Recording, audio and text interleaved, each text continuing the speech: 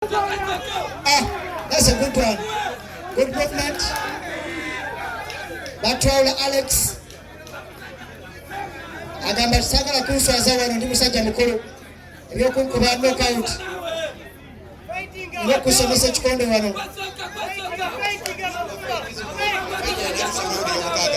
Sisuubira nti netuusa mu raundi ey'omukaaga naye Magumba Ivan naye alabika nga ate akeeyekereyemu naye nga embeera bwetyo bwekyayimiridde so far katuli tulabe naye nga Magumba alabika nga akyalina amaanyi bw'otuulira embeera nga bweyimiridde akanyuga fights ze bulungi Batwala Alex agezaako okuba nga azeewoma naye ng'era waliwo ezimukutte nga bwemanyi nti mu bikonde buli panchi wekukwata era ekunafuya psychologically emotionally so katulinde tulabe enga Magumba Ivan ageza kulaba nga fight nakimaliriza tayagala kutuuka mu rounds ya mukaaga naye nga Batwala Alex amugamba nti the experience is the best teacher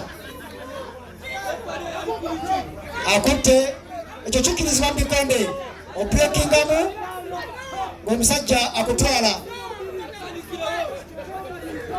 naye nga Magumba Ivan emyaka 30 egy'obukulu Magumba Ivan emyaka 30 egy'obukulu azannya Batwala Alex emyaka 40 egy'obukulu abo bolaba Batwala Alex azitowa Uganda n'ekirala twagala comments any advice will be noted and taken home to improving and promote a club of freedom boxing there in Dako.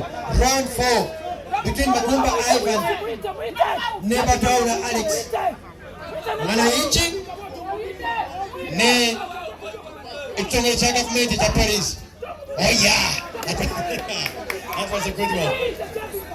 Yes, round 4 between Batwala Alex, 40 years of age. Good jabbing. Yeah, that's a beauty. That's a beauty. Magumba Ivan is on the offense. Batwala Alex. Omanyi, my partner in crime, Mwanyi wange, Washa Mulongo. Someone told me, ring out yabange nene. Newe ojiyingiramu, wefunda, okanya kunonya miguwa.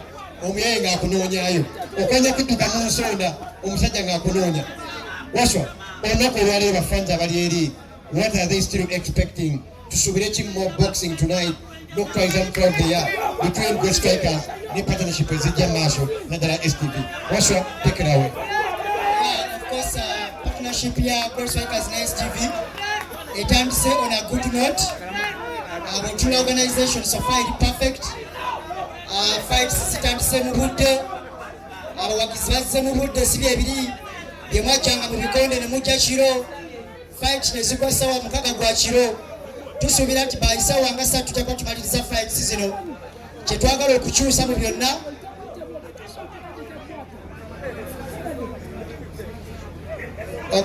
twagala kulaba bamuwadde public warning ey'okubiri n'abafulufiga tateredde abola kulingira mu ringi ali mu kwepikira kyeyamaani fulufiga weefuge tujja kuteeka mu ringi wano ekufundeko tujja kuteeka mu ringi ekufundeko naye nga ndaba wano kusaasira bwanajjajja gamma kusaasira bwajja ojja kudduka nga fulufiga bw'oteefuge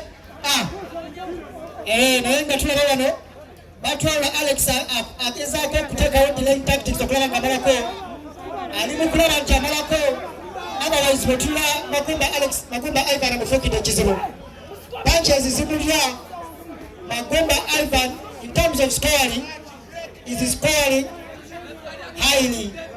I'm not the final judge but I can say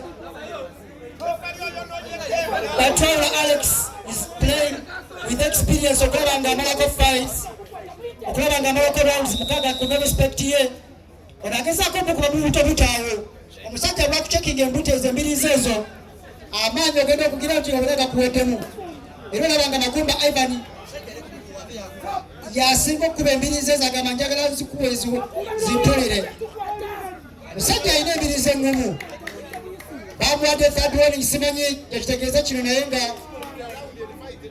Right, erabikanga katulinde final referee.